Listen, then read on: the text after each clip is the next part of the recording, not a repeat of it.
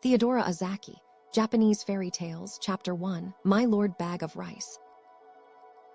Long, long ago there lived, in Japan, a brave warrior known to all as Tawara Toda, or My Lord Bag of Rice.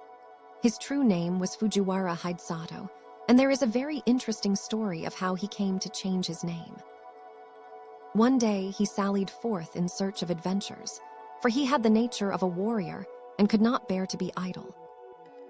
So he buckled on his 2 swords, took his huge bow, much taller than himself, in his hand, and slinging his quiver on his back started out. He had not gone far when he came to the bridge of Sita, Karashi, spanning one end of the beautiful Lake Biwa. No sooner had he set foot on the bridge than he saw lying right across his path a huge serpent, dragon. Its body was so big that it looked like the trunk of a large pine tree, and it took up the whole width of the bridge. One of its huge claws rested on the parapet of one side of the bridge, while its tail lay right against the other.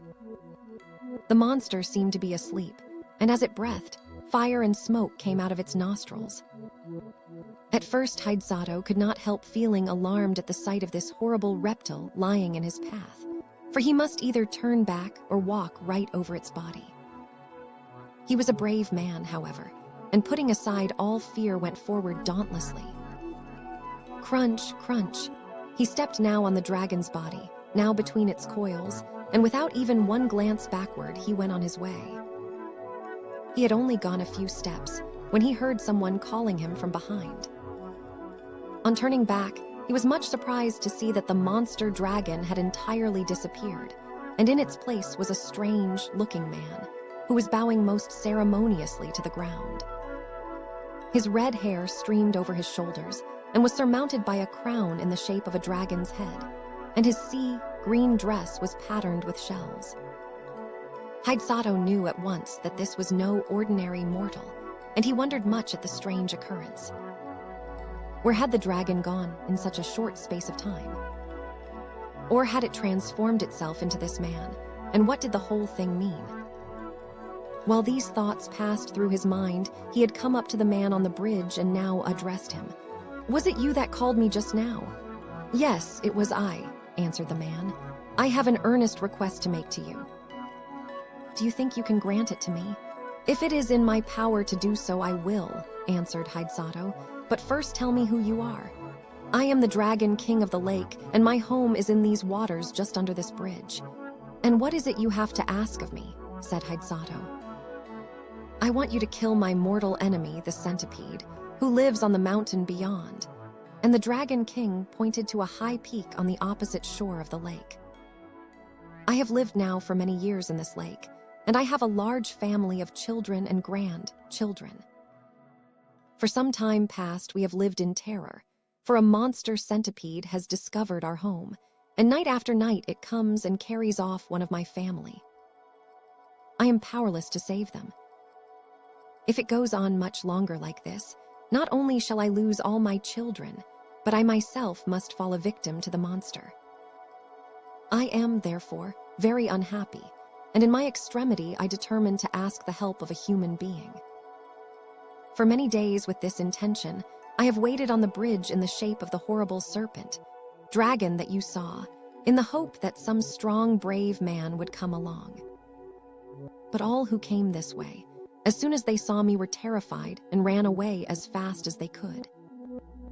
You are the first man I have found able to look at me without fear, so I knew at once that you were a man of great courage. I beg you to have pity upon me. Will you not help me and kill my enemy, the centipede?"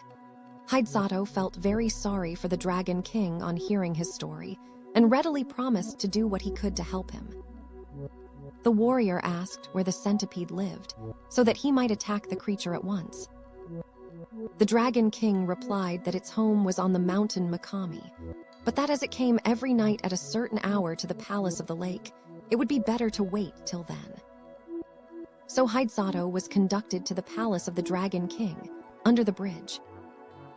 Strange to say, as he followed his host downwards, the waters parted to let them pass, and his clothes did not even feel damp as he passed through the flood. Never had Heian seen anything so beautiful as this palace built of white marble beneath the lake. He had often heard of the Sea King's palace at the bottom of the sea, where all the servants and retainers were salt, water fishes. But here was a magnificent building in the heart of Lake Biwa. The dainty goldfishes, red carp and silvery trout waited upon the Dragon King and his guest. Heian was astonished at the feast that was spread for him. The dishes were crystallized lotus leaves and flowers, and the chopsticks were of the rarest ebony.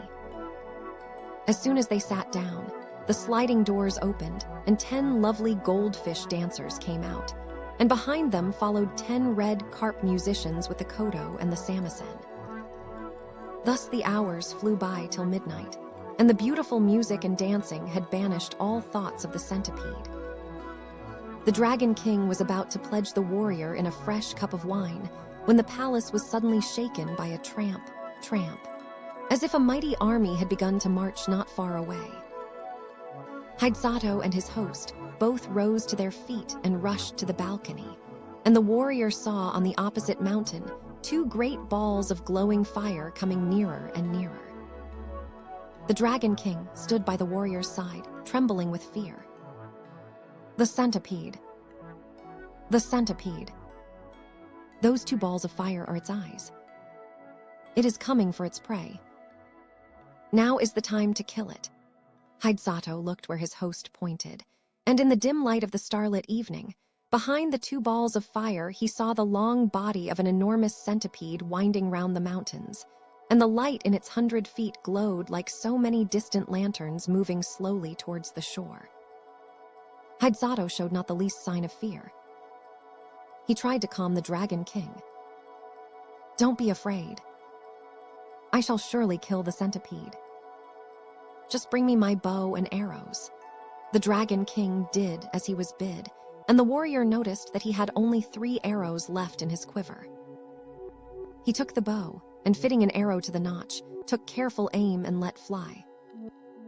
The arrow hit the centipede right in the middle of its head, but instead of penetrating, it glanced off harmless and fell to the ground. Nothing daunted, Heian took another arrow, fitted it to the notch of the bow and let fly. Again the arrow hit the mark.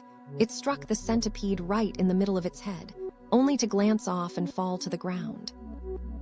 The centipede was invulnerable to weapons. When the Dragon King saw that even this brave warrior's arrows were powerless to kill the centipede, he lost heart and began to tremble with fear. The warrior saw that he had now only 1 arrow left in his quiver, and if this one failed, he could not kill the centipede. He looked across the waters. The huge reptile had wound its horrid body 7 times round the mountain and would soon come down to the lake. Nearer and nearer gleamed fireballs of eyes, and the light of its 100 feet began to throw reflections in the still waters of the lake. Then suddenly, the warrior remembered that he had heard that human saliva was deadly to centipedes. But this was no ordinary centipede. This was so monstrous that even to think of such a creature made one creep with horror. Heian determined to try his last chance. So taking his last arrow and first putting the end of it in his mouth, he fitted the notch to his bow, took careful aim once more and let fly. This time the arrow again hit the centipede right in the middle of its head, but instead of glancing off harmlessly as before, it struck home to the creature's brain. Then with a convulsive shudder the serpentine body stopped moving, and the fiery light of its great eyes and 100 feet darkened to a dull glare like the sunset of a stormy day, and then went out in blackness. A great darkness now overspread the heavens. The thunder rolled and the lightning flashed, and the wind roared in fury, and it seemed as if the world were coming to an end. The Dragon King and his children and retainers all crouched in different parts of the palace, frightened to death, for the building was shaken to its foundation. At last, the dreadful night was over. Day dawned beautiful and clear. The centipede was gone from the mountain.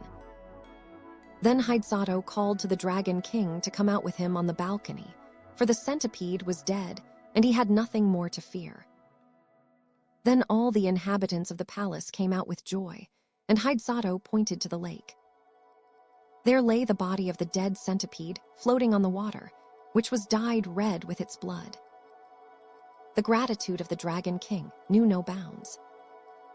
The whole family came and bowed down before the warrior, calling him their preserver and the bravest warrior in all Japan. Another feast was prepared, more sumptuous than the first. All kinds of fish, prepared in every imaginable way, raw, stewed, boiled, and roasted, served on coral trays and crystal dishes, were put before him, and the wine was the best that Heian had ever tasted in his life. To add to the beauty of everything, the sun shone brightly. The lake glittered like a liquid diamond, and the palace was 1,000 times more beautiful by day than by night. His host tried to persuade the warrior to stay a few days, but Heian insisted on going home, saying that he had now finished what he had come to do and must return. The Dragon King and his family were all very sorry to have him leave so soon, but since he would go, they begged him to accept a few small presents. So they said, in token of their gratitude to him for delivering them forever from their horrible enemy, the centipede. As the warrior stood in the porch taking leave, a train of fish was suddenly transformed into a retinue of men, all wearing ceremonial robes and dragon's crowns on their heads to show that they were servants of the great Dragon King. The presents that they carried were as follows. First, a large bronze bell. Second, a bag of rice. Third, a roll of silk. Fourth, a cooking pot. Fifth, a bell. Heian did not want to accept all these presents, but as the Dragon King insisted, he could not well refuse. The Dragon King himself accompanied the warrior as far as the bridge, and then took leave of him with many bows and good wishes, leaving the procession of servants to accompany Heian to his house with the presents. The warrior's household and servants had been very much concerned when they found that he did not return the night before, but they finally concluded that he had been kept by the violent storm and had taken shelter somewhere. When the servants on the watch for his return caught sight of him, they called to everyone that he was approaching, and the whole household turned out to meet him, wondering much what the retinue of men, bearing presents and banners that followed him, could mean.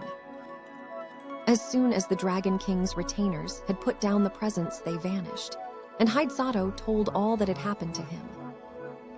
The presents which he had received from the grateful Dragon King were found to be of magic power. The bell only was ordinary, and as Heian had no use for it, he presented it to the temple nearby, where it was hung up, to boom out the hour of day over the surrounding neighborhood. The single bag of rice, however much was taken from it day after day for the meals of the night and his whole family, never grew less. The supply in the bag was inexhaustible. The roll of silk, too, never grew shorter, though time after time long pieces were cut off to make the warrior a new suit of clothes to go to court in at the new year. The cooking pot was wonderful, too. No matter what was put into it, it cooked deliciously whatever was wanted without any firing, truly a very economical saucepan. The fame of Heian's fortunes spread far and wide, and as there was no need for him to spend money on rice or silk or firing, he became very rich and prosperous, and was henceforth known as my Lord Bag of Rice.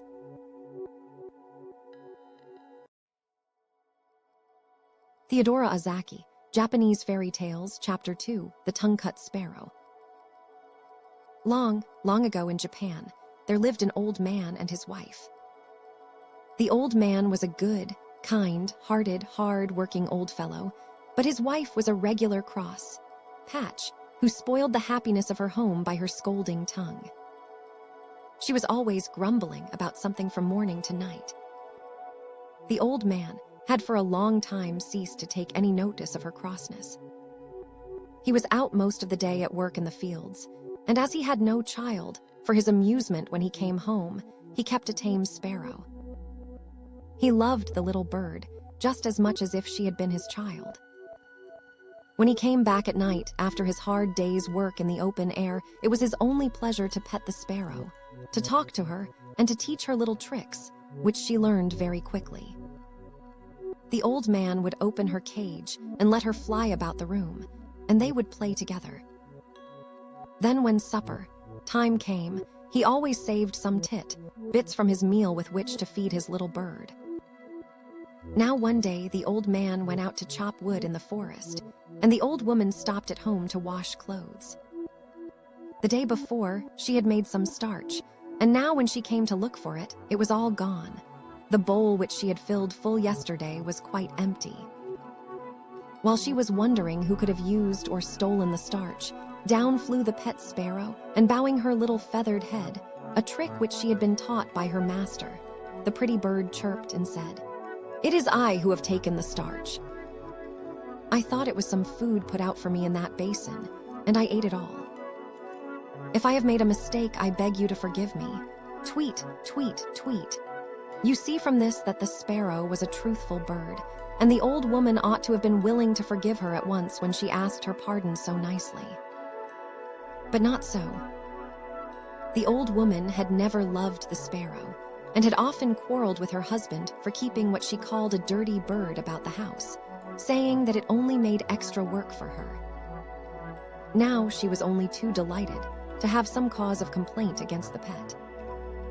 She scolded and even cursed the poor little bird for her bad behavior, and not content with using these harsh, unfeeling words, in a fit of rage she seized the sparrow, who all this time had spread out her wings and bowed her head before the old woman to show how sorry she was, and fetched the scissors and cut off the poor little bird's tongue.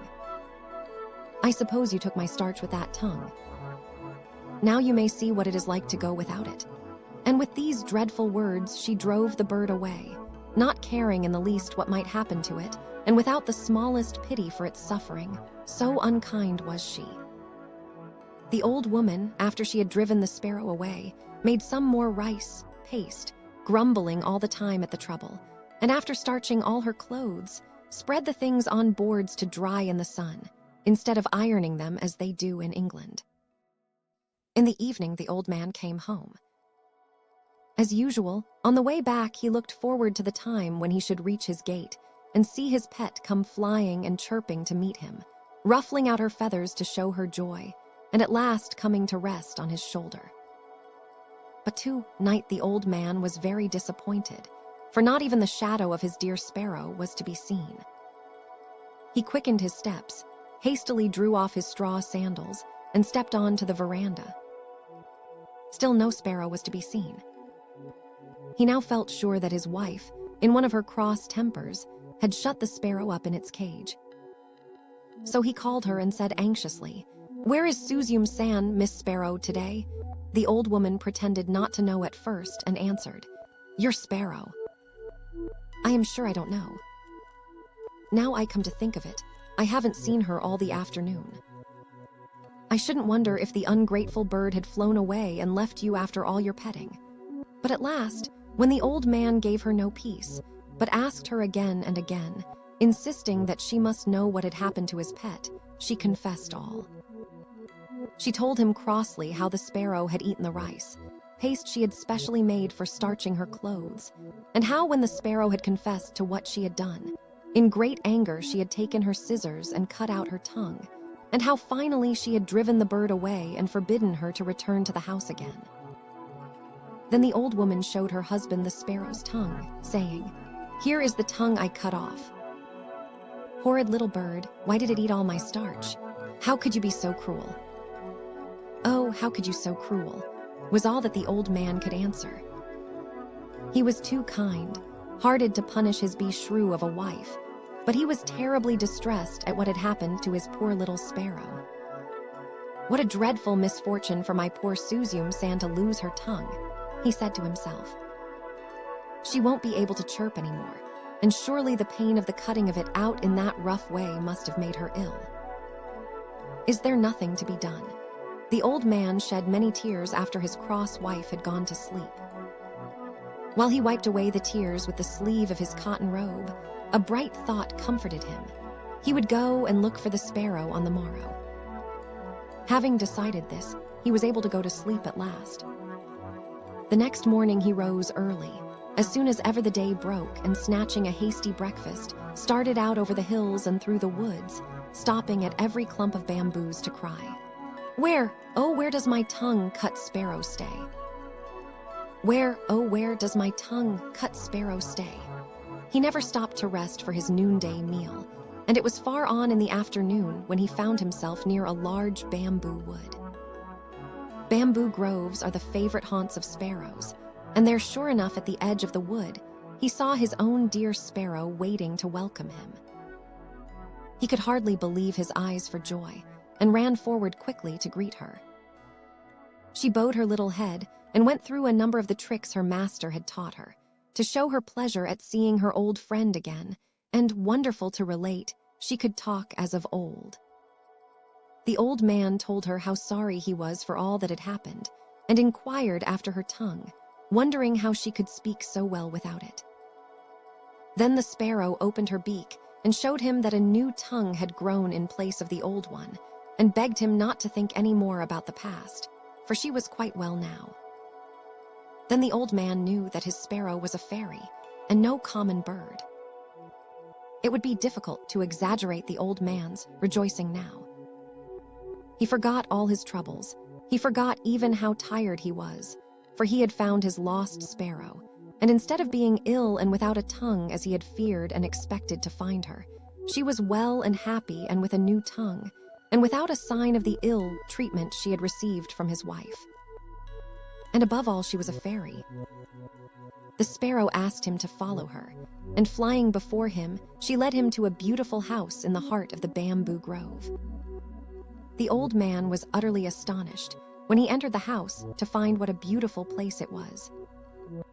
It was built of the whitest wood. The soft cream, colored mats which took the place of carpets were the finest he had ever seen, and the cushions that the sparrow brought out for him to sit on were made of the finest silk and crepe. Beautiful vases and lacquer boxes adorned the takanoma of every room. One, an alcove where precious objects are displayed. The sparrow led the old man to the place of honor, and then, taking her place at a humble distance, she thanked him with many polite bows for all the kindness he had shown her for many long years. Then the Lady Sparrow, as we will now call her, introduced all her family to the old man. This done, her daughters, robed in dainty crepe gowns, brought in on beautiful old-fashioned trays a feast of all kinds of delicious foods, till the old man began to think he must be dreaming. In the middle of the dinner, some of the sparrow's daughters performed a wonderful dance, called the Suzyum, Odori, or the Sparrow's Dance, to amuse the guest. Never had the old man enjoyed himself so much. The hours flew by too quickly in this lovely spot, with all these fairy sparrows to wait upon him, and to feast him, and to dance before him. But the night came on, and the darkness reminded him that he had a long way to go, and must think about taking his leave and return home. He thanked his kind hostess for her splendid entertainment, and begged her for his sake to forget all she had suffered at the hands of his cross old wife. He told the Lady Sparrow that it was a great comfort and happiness to him to find her in such a beautiful home, and to know that she wanted for nothing. It was his anxiety to know how she fared, and what had really happened to her that had led him to seek her. Now he knew that all was well, he could return home with a light heart. If ever she wanted him for anything, she had only to send for him, and he would come at once.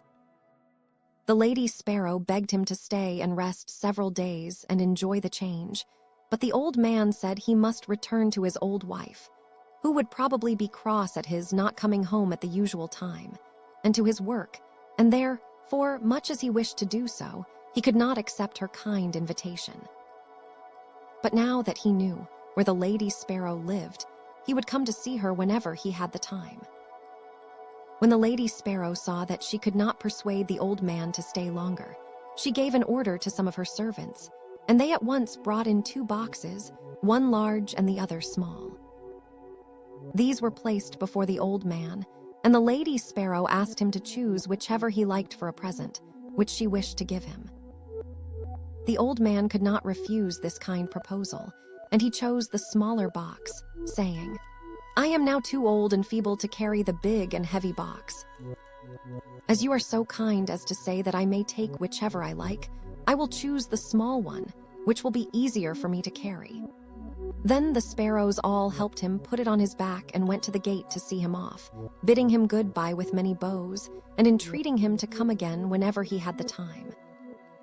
Thus the old man and his pet sparrow separated quite happily, the sparrow showing not the least ill will for all the unkindness she had suffered at the hands of the old wife. Indeed, she only felt sorrow for the old man who had to put up with it all his life. When the old man reached home, he found his wife even crosser than usual, for it was late on in the night, and she had been waiting up for him for a long time. "Where have you been all this time?" she asked in a big voice. "Why do you come back so late?" The old man tried to pacify her by showing her the box of presents he had brought back with him, and then he told her of all that had happened to him, and how wonderfully he had been entertained at the sparrow's house. "Now let us see what is in the box," said the old man, not giving her time to grumble again. "You must help me open it," and they both sat down before the box and opened it. To their utter astonishment, they found the box filled to the brim with gold and silver coins and many other precious things. The mats of their little cottage fairly glittered as they took out the things one by one and put them down and handled them over and over again. The old man was overjoyed at the sight of the riches that were now his. Beyond his brightest expectations was the sparrow's gift, which would enable him to give up work and live in ease and comfort the rest of his days. He said, "Thanks to my good little sparrow. Thanks to my good little sparrow," many times. But the old woman, after the first moments of surprise and satisfaction at the sight of the gold and silver were over, could not suppress the greed of her wicked nature. She now began to reproach the old man for not having brought home the big box of presents, for in the innocence of his heart, he had told her how he had refused the large box of presents which the sparrows had offered him, preferring the smaller one because it was light and easy to carry home. "You silly old man," said she, "why did you not bring the large box? Just think what we have lost. We might have had twice as much silver and gold as this." "You are certainly an old fool," she screamed, and then went to bed as angry as she could be. The old man now wished that he had said nothing about the big box, but it was too late. The greedy old woman, not contented with the good luck which had so unexpectedly befallen them, and which she so little deserved, made up her mind, if possible, to get more. Early the next morning, she got up and made the old man describe the way to the sparrow's house. When he saw what was in her mind, he tried to keep her from going, but it was useless. She would not listen to one word he said. It is strange that the old woman did not feel ashamed of going to see the sparrow, after the cruel way she had treated her in cutting off her tongue in a fit of rage. But her greed to get the big box made her forget everything else. It did not even enter her thoughts that the sparrows might be angry with her, as, indeed, they were, and might punish her for what she had done. Ever since the lady sparrow had returned home in the sad plight in which they had first found her, weeping and bleeding from the mouth, her whole family and relations had done little else but speak of the cruelty of the old woman. How could she, they asked each other, inflict such a heavy punishment for such a trifling offense as that of eating some rice, paced by mistake? They all loved the old man who was so kind and good and patient under all his troubles, but the old woman they hated, and they determined, if ever they had the chance, to punish her as she deserved. They had not long to wait. After walking for some hours, the old woman had at last found the bamboo grove which she had made her husband carefully describe, and now she stood before it crying out, "Where is the Tongue-Cut Sparrow's house? Where is the Tongue-Cut Sparrow's house?" At last she saw the eaves of the house peeping out from amongst the bamboo foliage. She hastened to the door and knocked loudly. When the servants told the lady sparrow that her old mistress was at the door asking to see her, She was somewhat surprised at the unexpected visit, after all that had taken place, and she wondered not a little at the boldness of the old woman in venturing to come to the house. The Lady Sparrow, however, was a polite bird, and so she went out to greet the old woman, remembering that she had once been her mistress. The old woman intended, however, to waste no time in words. She went right to the point, without the least shame, and said, "You need not trouble to entertain me as you did my old man.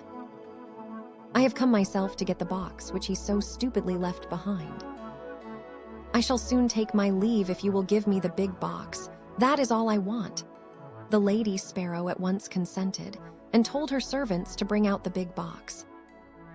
The old woman eagerly seized it and hoisted it on her back, and without even stopping to thank the Lady Sparrow began to hurry homewards. The box was so heavy that she could not walk fast, much less run, as she would have liked to do, so anxious was she to get home and see what was inside the box, but she had often to sit down and rest herself by the way. While she was staggering along under the heavy load, her desire to open the box became too great to be resisted. She could wait no longer, for she supposed this big box to be full of gold and silver and precious jewels like the small one her husband had received. At last, this greedy and selfish old woman put down the box by the wayside and opened it carefully, expecting to gloat her eyes on a mine of wealth. What she saw, however, so terrified her that she nearly lost her senses. As soon as she lifted the lid, a number of horrible and frightful-looking demons bounced out of the box and surrounded her as if they intended to kill her. Not even in nightmares had she ever seen such horrible creatures as her much coveted box contained. A demon with one huge eye right in the middle of its forehead came and glared at her. Monsters with gaping mouths looked as if they would devour her. A huge snake coiled and hissed about her, and a big frog hopped and croaked towards her. The old woman had never been so frightened in her life, and ran from the spot as fast as her quaking legs would carry her, glad to escape alive. When she reached home, she fell to the floor and told her husband with tears all that had happened to her, and how she had been nearly killed by the demons in the box. Then she began to blame the sparrow, but the old man stopped her at once, saying, "Don't blame the sparrow, it is your wickedness which has at last met with its reward. I only hope this may be a lesson to you in the future." The old woman said nothing more, and from that day she repented of her cross, unkind ways, and by degrees became a good old woman, so that her husband hardly knew her to be the same person, and they spent their last days together happily, free from want or care, spending carefully the treasure the old man had received from his pet, the Tongue-Cut Sparrow.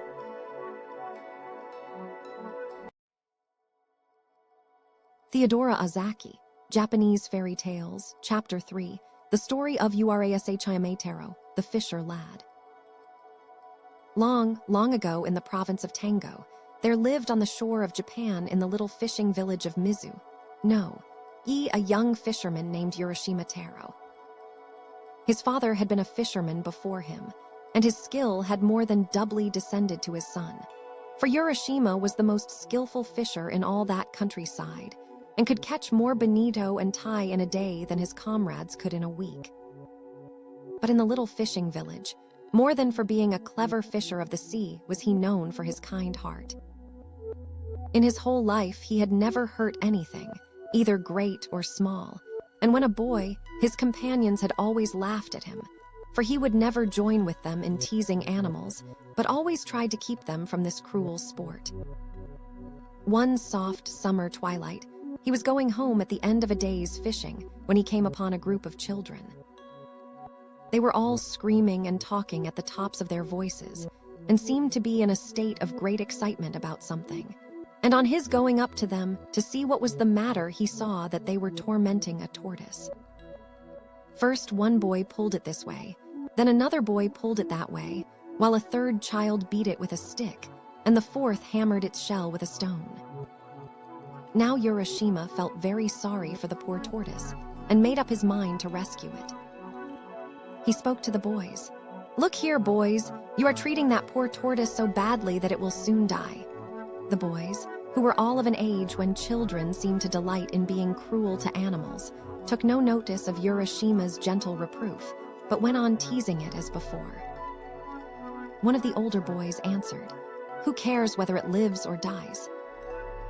"We do not." "Here, boys, go on, go on." And they began to treat the poor tortoise more cruelly than ever. Urashima waited a moment, turning over in his mind what would be the best way to deal with the boys. He would try to persuade them to give the tortoise up to him, so he smiled at them and said, "I am sure you are all good, kind boys. Now won't you give me the tortoise?" "I should like to have it so much." "No, we won't give you the tortoise," said one of the boys. "Why should we?" "We caught it ourselves." "What you say is true," said Urashima, "but I do not ask you to give it to me for nothing. I will give you some money for it. In other words, the Ajisan uncle will buy it of you. Won't that do for you, my boys?" He held up the money to them, strung on a piece of string through a hole in the center of each coin. "Look, boys, you can buy anything you like with this money. You can do much more with this money than you can with that poor tortoise. See what good boys you are to listen to me." The boys were not bad boys at all.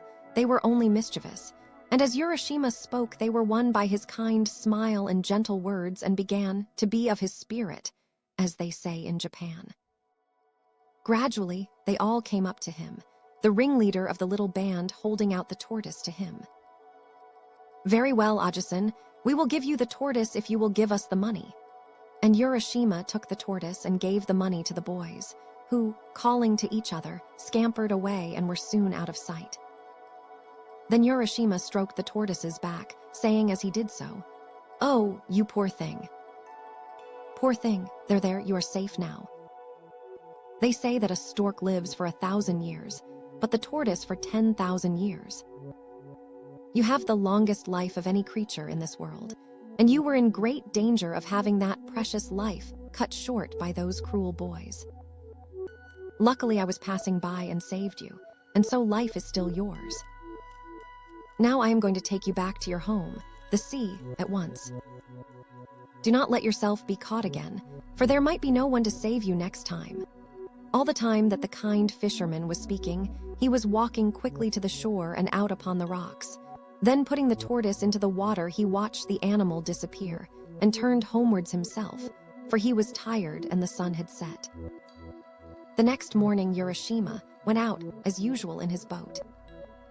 The weather was fine, and the sea and sky were both blue and soft in the tender haze of the summer morning. Urashima got into his boat and dreamily pushed out to sea, throwing his line as he did so.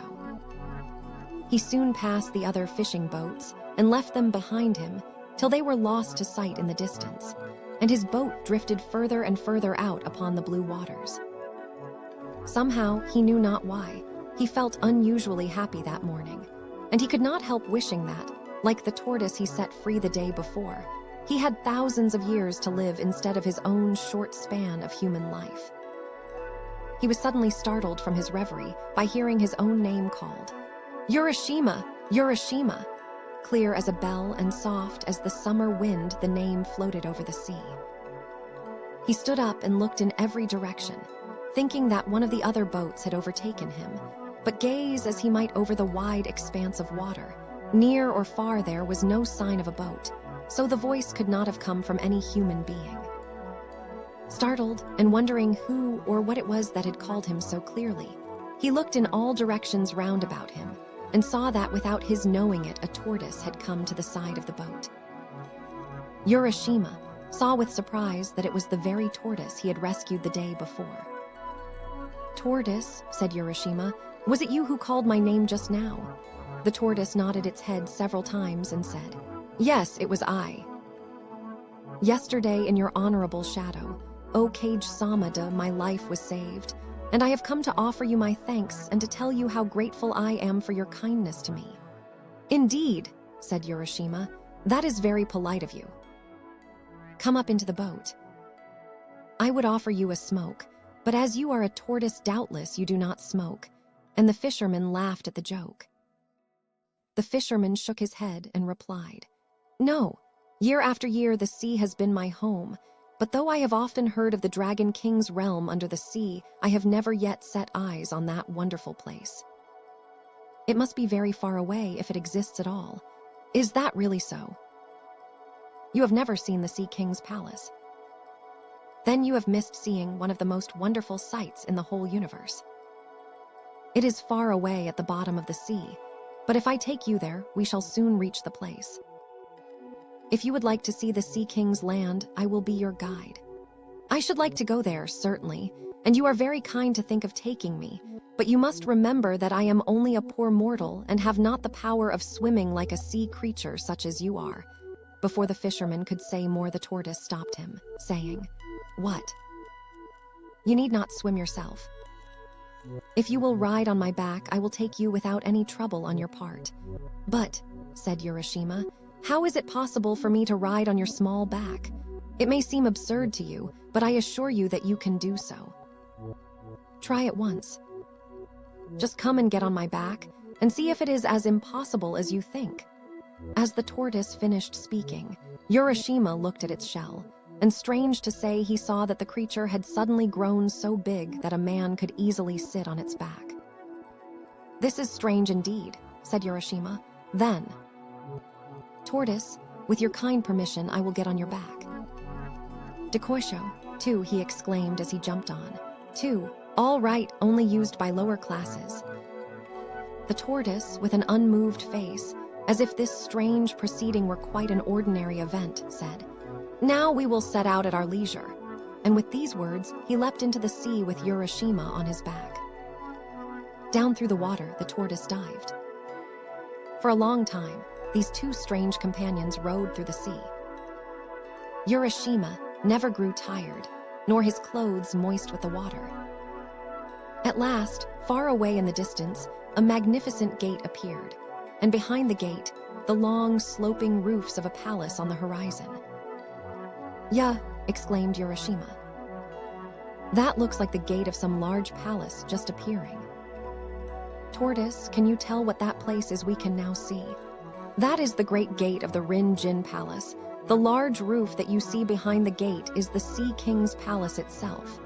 "Then we have at last come to the realm of the Sea King and to his palace," said Urashima. "Yes, indeed," answered the tortoise. "And don't you think we have come very quickly?" And while he was speaking, the tortoise reached the side of the gate. "And here we are, and you must please walk from here." The tortoise now went in front, and speaking to the gatekeeper, said, "This is Urashima Taro from the country of Japan.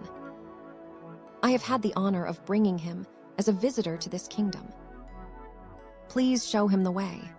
Then the gatekeeper, who was a fish, at once led the way through the gate before them. The red bream, the flounder, the sole, the cuttlefish, and all the chief vassals of the Dragon King of the sea now came out with courtly bows to welcome the stranger. "Urashima-sama, Urashima-sama, welcome to the Sea Palace, the home of the Dragon King of the sea.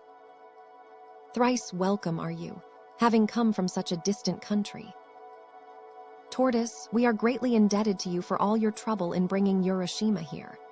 Then, turning again to Urashima, they said, "Please follow us this way." And from here the whole band of fishes became his guides. Urashima, being only a poor fisher lad, did not know how to behave in a palace. But strange though it was all to him, he did not feel ashamed or embarrassed, but followed his kind guides quite calmly where they led to the inner palace. When he reached the portals, a beautiful princess, with her attendant maidens, came out to welcome him. She was more beautiful than any human being, and was robed in flowing garments of red and soft green like the underside of a wave, and golden threads glimmered through the folds of her gown. Her lovely black hair streamed over her shoulders in the fashion of a king's daughter many hundreds of years ago, and when she spoke her voice sounded like music over the water. Urashima was lost in wonder while he looked upon her, and he could not speak. Then he remembered that he ought to bow, but before he could make a low obeisance, the princess took him by the hand and led him to a beautiful hall, and to the seat of honor at the upper end, and bade him be seated. Urashima Taro, It gives me the highest pleasure to welcome you to my father's kingdom," said the princess. "Yesterday you set free a tortoise, and I have sent for you to thank you for saving my life, for I was that tortoise. Now if you like, you shall live here forever in the land of eternal youth, where summer never dies and where sorrow never comes, and I will be your bride if you will, and we will live together happily forever afterwards."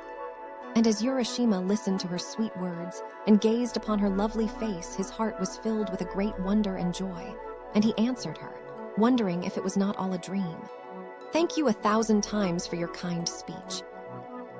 There is nothing I could wish for more than to be permitted to stay here with you in this beautiful land, of which I have often heard, but have never seen to this day.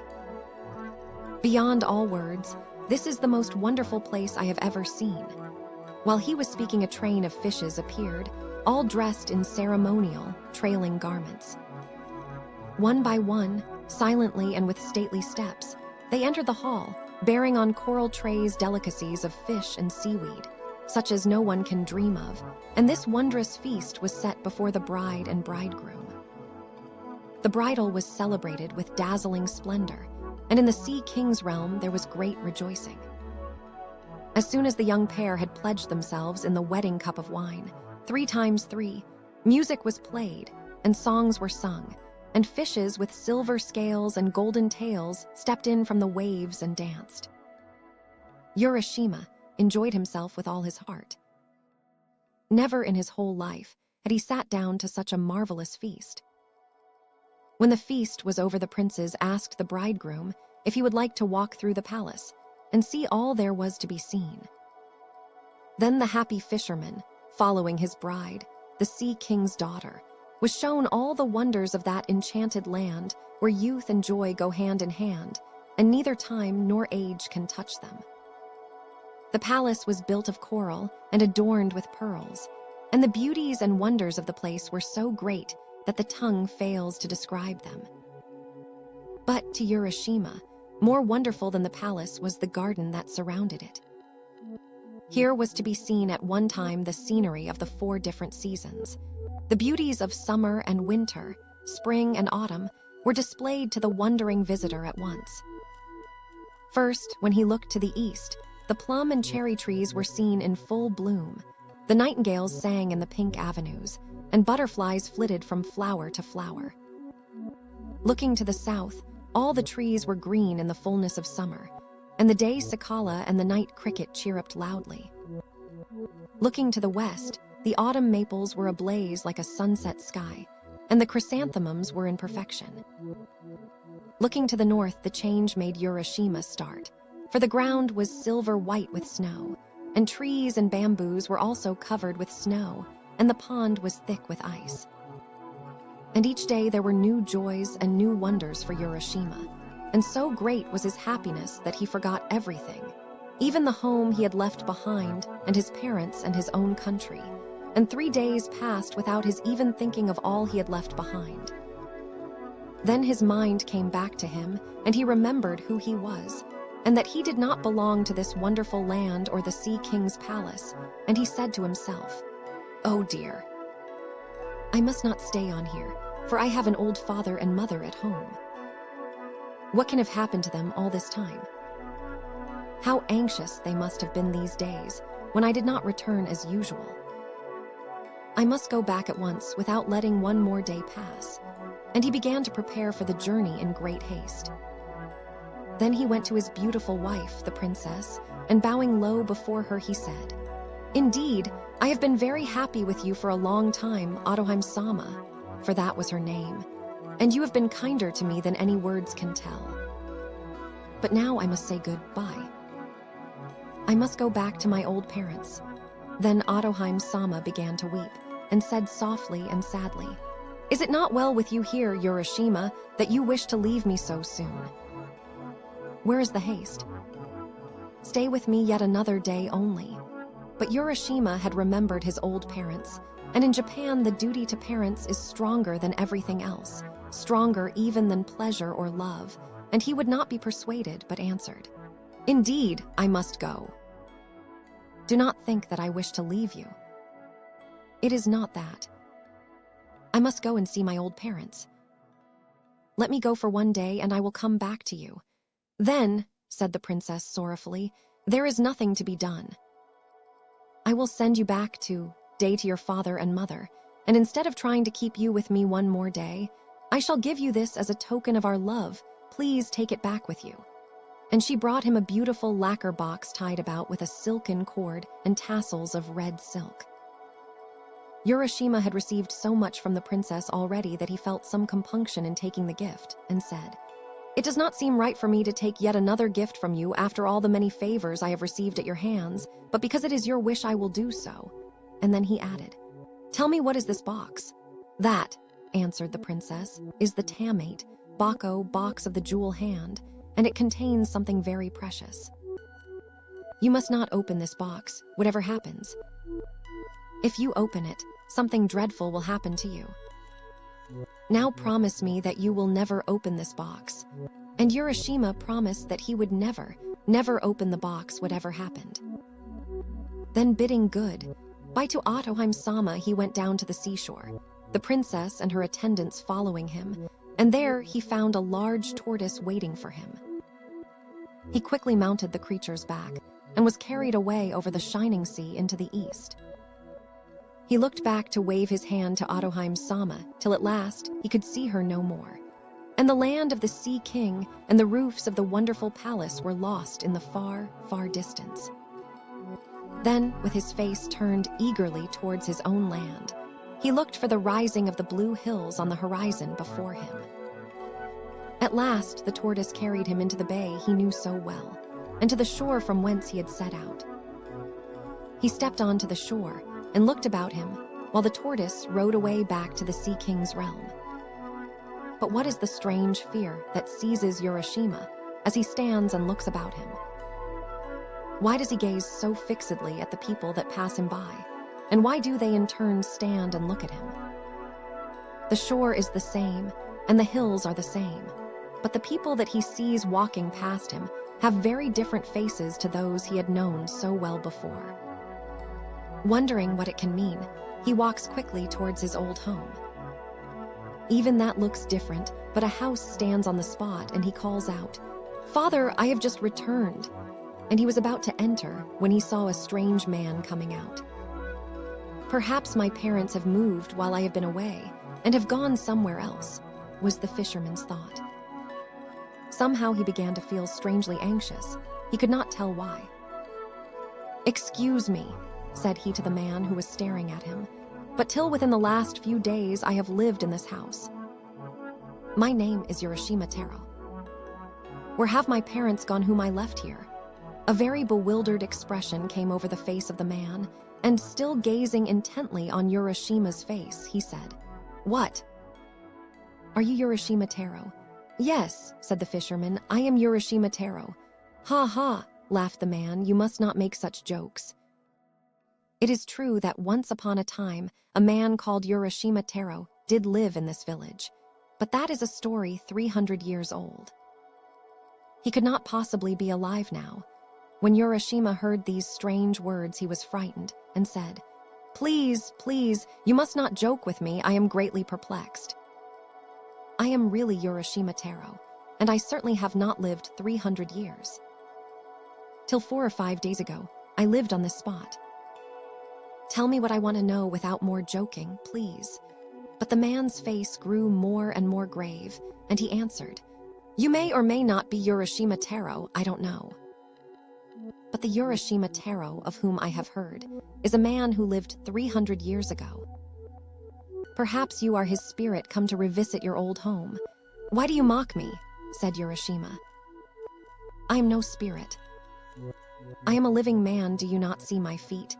And Don, he stamped on the ground, first with one foot and then with the other to show the man. "Japanese ghosts have no feet. But Urashima Taro lived 300 years ago. That is all I know. It is written in the village chronicles," persisted the man, who could not believe what the fisherman said. Urashima was lost in bewilderment and trouble. He stood looking all around him, terribly puzzled, and indeed, something in the appearance of everything was different to what he remembered before he went away, and the awful feeling came over him that what the man said was perhaps true. He seemed to be in a strange dream. The few days he had spent in the Sea King's palace beyond the sea had not been days at all. They had been hundreds of years, and in that time his parents had died, and all the people he had ever known, and the village had written down his story. There was no use in staying here any longer. He must get back to his beautiful wife beyond the sea. He made his way back to the beach, carrying in his hand the box which the princess had given him. But which was the way? He could not find it alone. Suddenly he remembered the box, the tamate Bako. The princess told me when she gave me the box never to open it, that it contained a very precious thing. But now that I have no home, now that I have lost everything that was dear to me here, and my heart grows thin with sadness, at such a time, if I open the box, surely I shall find something that will help me, something that will show me the way back to my beautiful princess over the sea. There is nothing else for me to do now. Yes, I will open the box and look in. And so his heart consented to this act of disobedience, and he tried to persuade himself that he was doing the right thing in breaking his promise. Slowly, very slowly, he untied the red silk cord. Slowly and wonderingly, he lifted the lid of the precious box. And what did he find? Strange to say, only a beautiful little purple cloud rose out of the box in 3 soft wisps. For an instant, it covered his face and wavered over him as if loath to go, and then it floated away like vapor over the sea. Urashima, who had been till that moment like a strong and handsome youth of 24, suddenly became very, very old. His back doubled up with age, his hair turned snowy white, his face wrinkled, and he fell down dead on the beach. Poor Urashima. Because of his disobedience, he could never return to the Sea King's realm or the lovely princess beyond the sea. Little children, never be disobedient to those who are wiser than you, for disobedience was the beginning of all the miseries and sorrows of life.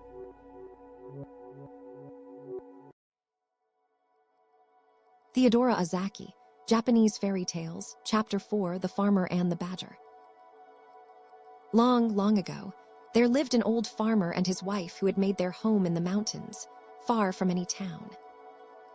Their only neighbor was a bad and malicious badger. This badger used to come out every night and run across to the farmer's field and spoil the vegetables and the rice which the farmer spent his time in carefully cultivating. The badger at last grew so ruthless in his mischievous work and did so much harm everywhere on the farm that the good-natured farmer could not stand it any longer and determined to put a stop to it. So he lay in wait day after day and night after night, with a big club, hoping to catch the badger, but all in vain. Then he laid traps for the wicked animal. The farmer's trouble and patience was rewarded, for one fine day on going his rounds, he found the badger caught in a hole he had dug for that purpose. The farmer was delighted at having caught his enemy and carried him home securely bound with rope. When he reached the house, the farmer said to his wife, "I have at last caught the bad badger. You must keep an eye on him while I am out at work and not let him escape, because I want to make him into soup tonight." Saying this, he hung the badger up to the rafters of his storehouse and went out to his work in the fields. The badger was in great distress, for he did not at all like the idea of being made into soup that night, and he thought and thought for a long time, trying to hit upon some plan by which he might escape. It was hard to think clearly in his uncomfortable position, for he had been hung upside down. Very near him, at the entrance to the storehouse, looking out towards the green fields and the trees and the pleasant sunshine, stood the farmer's old wife pounding barley. She looked tired and old.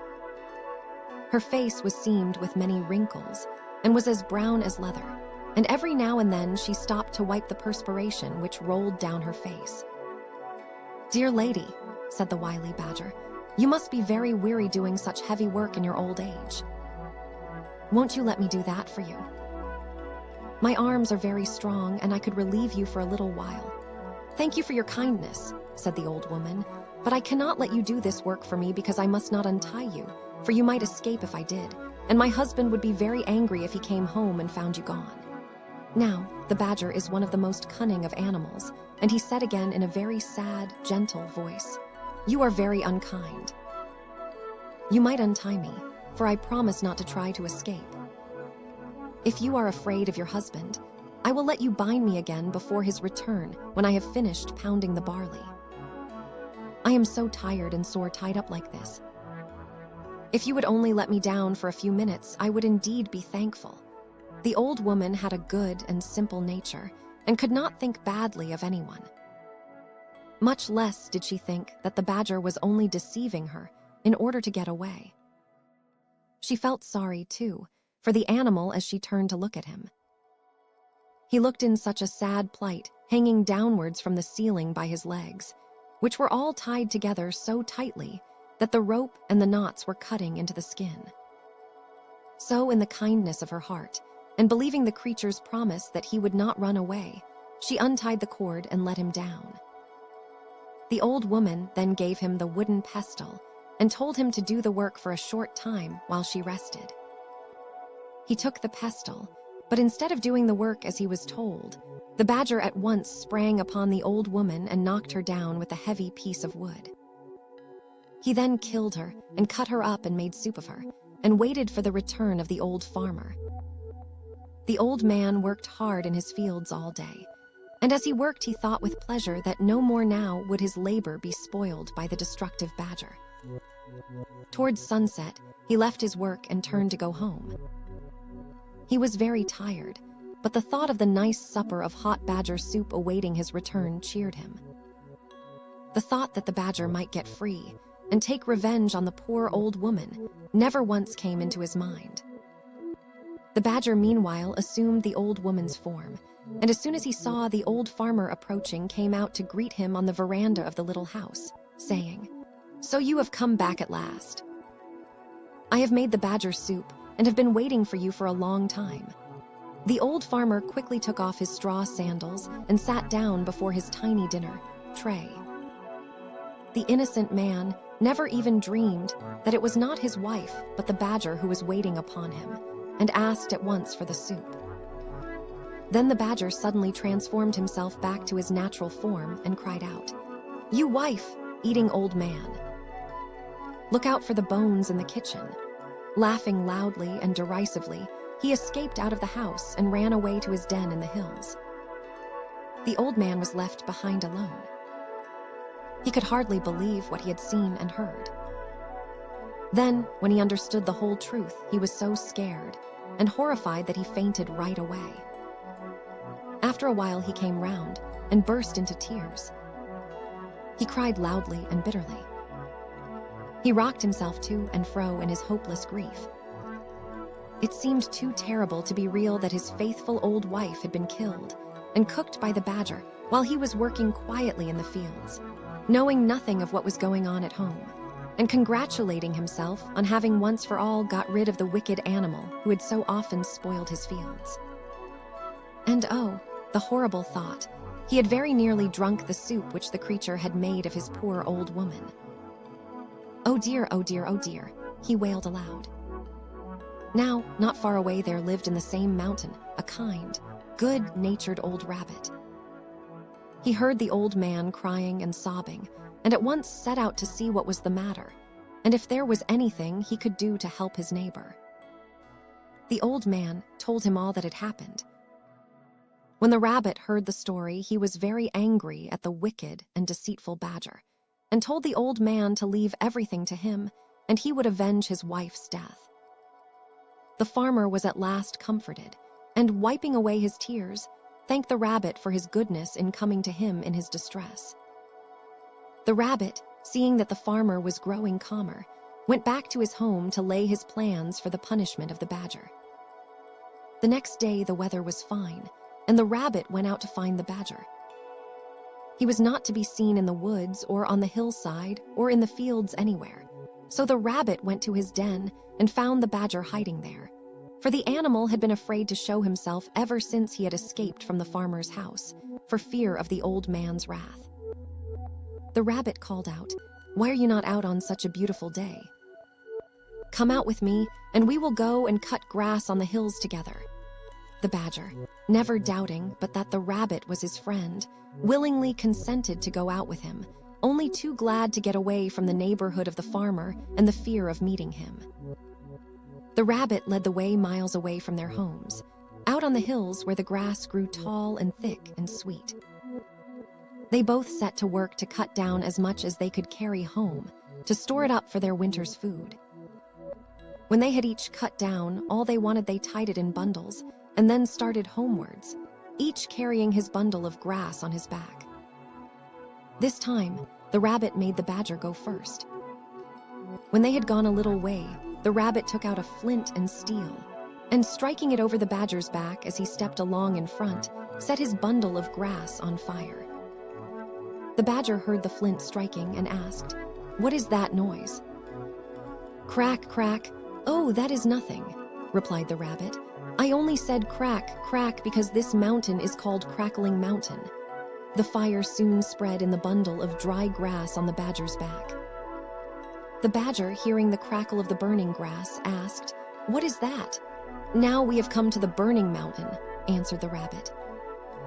By this time, the bundle was nearly burned out, and all the hair had been burned off the badger's back. He now knew what had happened by the smell of the smoke of the burning grass. Screaming with pain, the badger ran as fast as he could to his hole. The rabbit followed and found him lying on his bed, groaning with pain. "What an unlucky fellow you are," said the rabbit. "I can't imagine how this happened. I will bring you some medicine which will heal your back quickly." The rabbit went away glad and smiling to think that the punishment upon the badger had already begun. He hoped that the badger would die of his burns, for he felt that nothing could be too bad for the animal, who was guilty of murdering a poor helpless old woman who had trusted him. He went home and made an ointment by mixing some sauce and red pepper together. He carried this to the badger, but before putting it on, he told him that it would cause him great pain, but that he must bear it patiently, because it was a very wonderful medicine for burns and scalds and such wounds. The badger thanked him and begged him to apply it at once. But no language can describe the agony of the badger as soon as the red pepper had been pasted all over his sore back.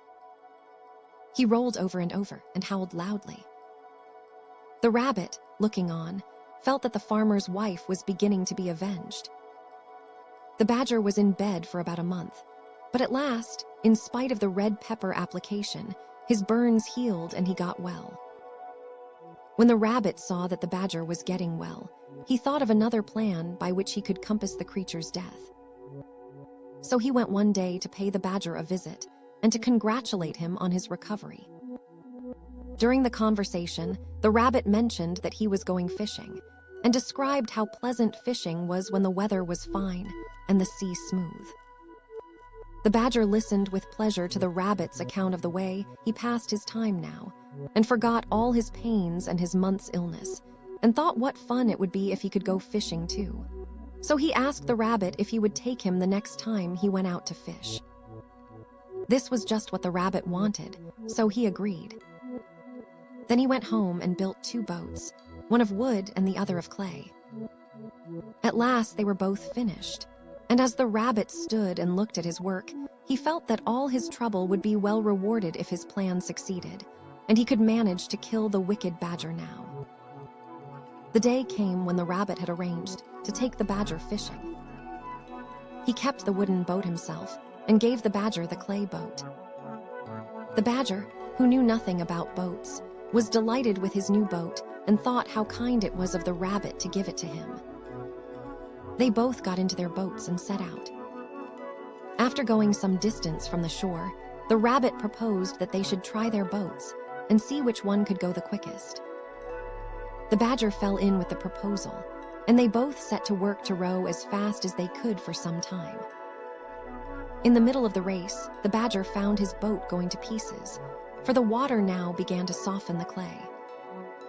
He cried out in great fear to the rabbit to help him.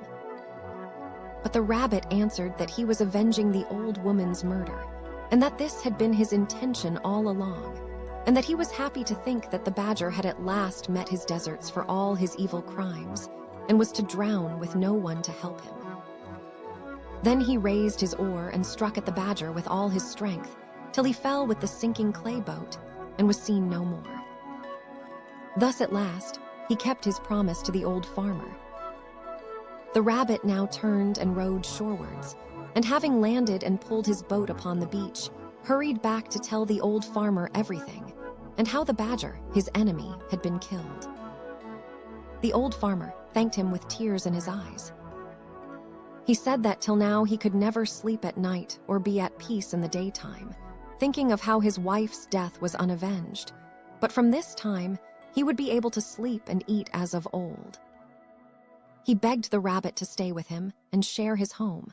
So from this day the rabbit went to stay with the old farmer, and they both lived together as good friends to the end of their days.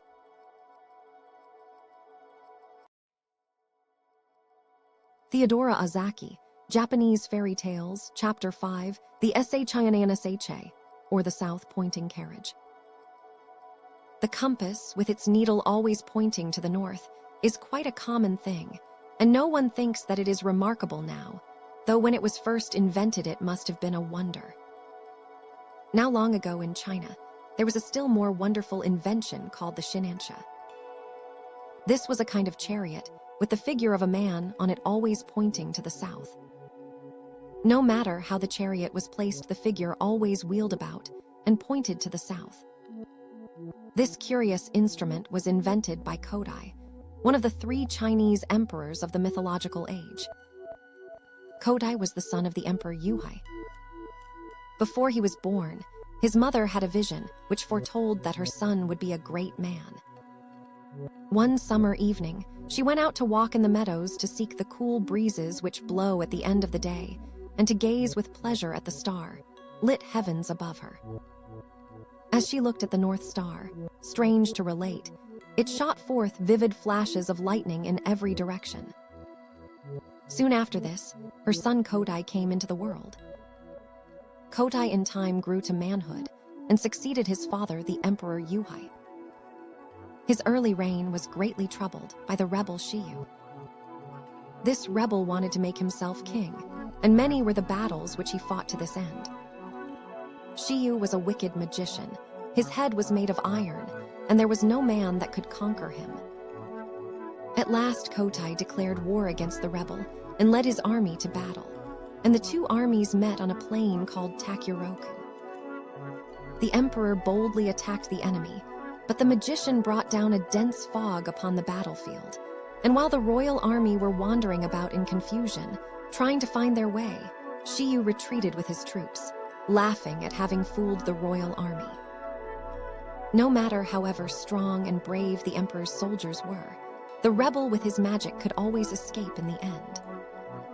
Kodai returned to his palace and thought and pondered deeply as to how he should conquer the magician, for he was determined not to give up yet. After a long time, he invented the Shinansha with the figure of a man always pointing south, for there were no compasses in those days. With this instrument, to show him the way, he need not fear the dense fogs raised up by the magician to confound his men. Kodai again declared war against Shiyu. He placed the Shinansha in front of his army and led the way to the battlefield. The battle began in earnest. The rebel was being driven backward by the royal troops when he again resorted to magic, and upon his saying some strange words in a loud voice, immediately a dense fog came down upon the battlefield. But this time no soldier minded the fog, not one was confused. Kodai, by pointing to the Shinansha, could find his way and directed the army without a single mistake. He closely pursued the rebel army and drove them backward till they came to a big river. This river Kodai and his men found was swollen by the floods and impossible to cross. Shiyu, by using his magic art, quickly passed over with his army and shut himself up in a fortress on the opposite bank. When Kodai found his march checked, he was wild with disappointment, for he had very nearly overtaken the rebel when the river stopped him. He could do nothing, for there were no boats in those days, so the emperor ordered his tent to be pitched in the pleasantest spot that the place afforded. One day he stepped forth from his tent, and after walking about for a short time, he came to a pond. Here he sat down on the bank and was lost in thought. It was autumn. The trees growing along the edge of the water were shedding their leaves, which floated hither and thither on the surface of the pond. By and by, Kodai's attention was attracted to a spider on the brink of the water. The little insect was trying to get on to one of the floating leaves nearby. It did so at last, and was soon floating over the water to the other side of the pond. This little incident made the clever emperor think that he might try to make something that could carry himself and his men over the river in the same way that the leaf had carried over the spider. He set to work and persevered till he invented the first boat. When he found that it was a success, he set all his men to make more, and in time there were enough boats for the whole army. Kodai now took his army across the river and attacked Shiyu's headquarters. He gained a complete victory, and so put an end to the war which had troubled his country for so long. This wise and good emperor did not rest till he had secured peace and prosperity throughout his whole land. He was beloved by his subjects, who now enjoyed their happiness of peace for many long years under him. He spent a great deal of time in making inventions which would benefit his people, and he succeeded in many besides the boat and the south-pointing Shinansha. He had reigned about 100 years when one day, as Kodai was looking upwards, the sky became suddenly red, and something came glittering like gold towards the earth. As it came nearer, Kodai saw that it was a great dragon. The dragon approached and bowed down its head before the emperor. The empress and the courtiers were so frightened that they ran away screaming. But the emperor only smiled and called to them to stop and said, "Do not be afraid. This is a messenger from heaven. My time here is finished." He then mounted the dragon, which began to ascend towards the sky. When the empress and the courtiers saw this, they all cried out together, "Wait a moment. We wish to come too." And they all ran and caught hold of the dragon's beard and tried to mount him. But it was impossible for so many people to ride on the dragon. Several of them hung on to the creature's beard, so that when it tried to mount, the hair was pulled out, and they fell to the ground.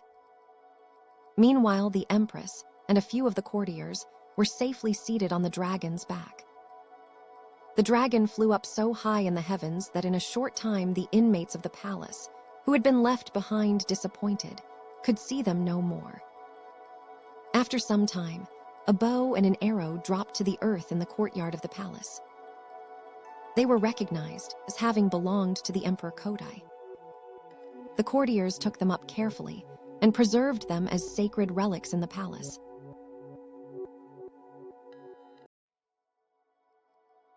Theodora Ozaki, Japanese Fairy Tales, Chapter 6, The Adventures of Kintaro, the Golden Boy. Long, long ago there lived in Kyoto a brave soldier named Kintoki. Now he fell in love with a beautiful lady and married her. Not long after this, through the malice of some of his friends, he fell into disgrace at court and was dismissed. This misfortune so preyed upon his mind that he did not long survive his dismissal. He died, leaving behind him his beautiful young wife to face the world alone. Fearing her husband's enemies, she fled to the Ashigara Mountains as soon as her husband was dead. And there, in the lonely forests where no one ever came except woodcutters, a little boy was born to her. She called him Kintaro, or the Golden Boy. Now the remarkable thing about this child was his great strength, and as he grew older, he grew stronger and stronger, so that by the time he was 8 years of age, he was able to cut down trees as quickly as the woodcutters. Then his mother gave him a large axe, and he used to go out in the forest and help the woodcutters, who called him Wonder, Child, and his mother the Old Nurse of the Mountains, for they did not know her high rank. Another favorite pastime of Kintaro was to smash up rocks and stones. You can imagine how strong he was. Quite unlike other boys, Kintaro grew up all alone in the mountain wilds. And as he had no companions, he made friends with all the animals and learned to understand them and to speak their strange talk. By degrees, they all grew quite tame and looked upon Kintaro as their master, and he used them as his servants and messengers. But his special retainers were the bear, the deer, the monkey, and the hare. The bear often brought her cubs for Kintaro to romp with, and when she came to take them home, Kintaro would get on her back and have a ride to her cave.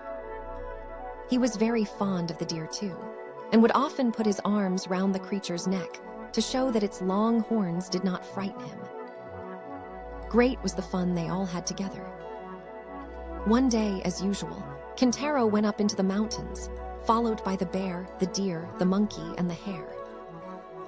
After walking for some time up hill and down dale and over rough roads, they suddenly came out upon a wide and grassy plain covered with pretty wild flowers. Here, indeed, was a nice place where they could all have a good romp together. The deer rubbed his horns against a tree for pleasure, the monkey scratched his back, the hare smoothed his long ears, and the bear gave a grunt of satisfaction. Kintaro said, "Here is a place for a good game. What do you all say to a wrestling match?" The bear, being the biggest and the oldest, answered for the others. "That will be great fun," said she. "I am the strongest animal, so I will make the platform for the wrestlers." And she set to work with a will to dig up the earth and to pat it into shape. "All right," said Kintaro. "I will look on while you all wrestle with each other. I shall give a prize to the one who wins in each round." "What fun! We shall all try to get the prize," said the bear. The deer, the monkey, and the hare set to work to help the bear raise the platform on which they were all to wrestle. When this was finished, Kintaro cried out, "Now begin. The monkey and the hare shall open the sports, and the deer shall be umpire." "Deer, you are to be umpire." "He," answered the deer. "I will be umpire." "Hare, if you are both ready, please walk out and take your places on the platform." Then the monkey and the hare both hopped out, quickly and nimbly, to the wrestling platform. The deer, as umpire, stood between the two and called out, "Red back." "Red back," this to the monkey, who has a red back in Japan. "Are you ready?" Then he turned to the hare. "Long ears." "Long ears, are you ready?" Both the little wrestlers faced each other, while the deer raised a leaf on high as signal. When he dropped the leaf, the monkey and the hare rushed upon each other, crying, "Yosho, Yosho." While the monkey and the hare wrestled, the deer called out encouragingly or shouted warnings to each of them as the hare or the monkey pushed each other near the edge of the platform and were in danger of falling over. "Red back. Red back, stand your ground," called out the deer. "Long ears. Long ears, be strong, don't let the monkey beat you," grunted the bear. So the monkey and the hare, encouraged by their friends, tried their very hardest to beat each other. The hare at last gained on the monkey. The monkey seemed to trip up, and the hare, giving him a good push, sent him flying off the platform with a bound. The poor monkey sat up rubbing his back, and his face was very long as he screamed angrily. Oh, how my back hurts me." Seeing the monkey in this plight on the ground, the deer, holding his leaf on high, said, "This round is finished, the hare has won." Kintaro then opened his luncheon box and, taking out a rice dumpling, gave it to the hare, saying, "Here is your prize, and you have earned it well." Now the monkey got up looking very cross, and as they say in Japan, his stomach stood up, for he felt that he had not been fairly beaten. So he said to Kintaro and the others who were standing by, "I have not been fairly beaten. My foot slipped and I tumbled. Please give me another chance and let the hare wrestle with me for another round." Then, Kintaro consenting, the hare and the monkey began to wrestle again. Now, as everyone knows, the monkey is a cunning animal by nature, and he made up his mind to get the best of the hare this time if it were possible. To do this, he thought that the best and surest way would be to get hold of the hare's long ear. This he soon managed to do. The hare was quite thrown off his guard by the pain of having his long ear pulled so hard, and the monkey, seizing his opportunity at last, caught hold of one of the hare's legs and sent him sprawling in the middle of the dais. The monkey was now the victor and received a rice dumpling from Kintaro, which pleased him so much that he quite forgot his sore back. The deer now came up and asked the hare if he felt ready for another round, and if so, whether he would try a round with him, and the hare consenting, they both stood up to wrestle. The bear came forward as umpire. The deer with long horns and the hare with long ears. It must have been an amusing sight to those who watched this queer match. Suddenly the deer went down on one of his knees, and the bear with the leaf on high declared him beaten.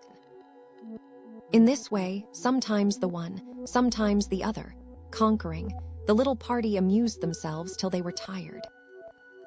At last Kintaro got up and said, "This is enough for today.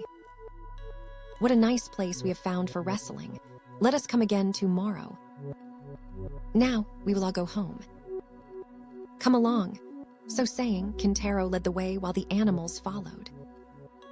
After walking some little distance, they came out on the banks of a river flowing through a valley. Kintaro and his 4 furry friends stood and looked about for some means of crossing. Bridge there was none. The river rushed dawn on its way. All the animals looked serious, wondering how they could cross the stream and get home that evening. Kintaro, however, said, "Wait a moment. I will make a good bridge for you all in a few minutes." The bear, the deer, the monkey, and the hare looked at him to see what he would do now. Kintaro went from one tree to another that grew along the river bank. At last, he stopped in front of a very large tree that was growing at the water's edge. He took hold of the trunk and pulled it with all his might, once, twice, thrice. At the third pull, so great was Kintaro's strength that the roots gave way, and merry, crash, crash, over fell the tree, forming an excellent bridge across the stream. "There," said Kintaro, "what do you think of my bridge? It is quite safe, so follow me," and he stepped across first. The 4 animals followed. Never had they seen anyone so strong before, and they all exclaimed, "How strong he is! How strong he is!" While all this was going on by the river, a woodcutter, who happened to be standing on a rock overlooking the stream, had seen all that passed beneath him. He watched with great surprise Kintaro and his animal companions. He rubbed his eyes to be sure that he was not dreaming when he saw this boy pull over a tree by the roots and throw it across the stream to form a bridge. The woodcutter, for such he seemed to be by his dress, marveled at all he saw and said to himself, "This is no ordinary child. Whose son can he be? I will find out before this day is done." He hastened after the strange party and crossed the bridge behind them. Kintaro knew nothing of all this, and little guessed that he was being followed. On reaching the other side of the river, he and the animals separated, they to their lairs in the woods and he to his mother, who was waiting for him. As soon as he entered the cottage, which stood like a matchbox in the heart of the pine woods, he went to greet his mother, saying, "Akasan, mother, here I am." "Oh, Kimbo," said his mother with a bright smile, glad to see her boy home safe after the long day. "How late you are today. I feared that something had happened to you. Where have you been all the time?" "I took my 4 friends, the bear, the deer, the monkey, and the hare, up into the hills, and there I made them try a wrestling match to see which was the strongest. We all enjoyed the sport and are going to the same place tomorrow to have another match. Now tell me who is the strongest of all," asked his mother, pretending not to know. "Oh, mother," said Kintaro, "don't you know that I am the strongest? There was no need for me to wrestle with any of them. But next to you then, who is the strongest?" "The bear comes next to me in strength," answered Kintaro. "And after the bear?" asked his mother again. "Next to the bear, it is not easy to say which is the strongest, for the deer, the monkey, and the hare all seem to be as strong as each other," said Kintaro. Suddenly, Kintaro and his mother were startled by a voice from outside. "Listen to me, little boy.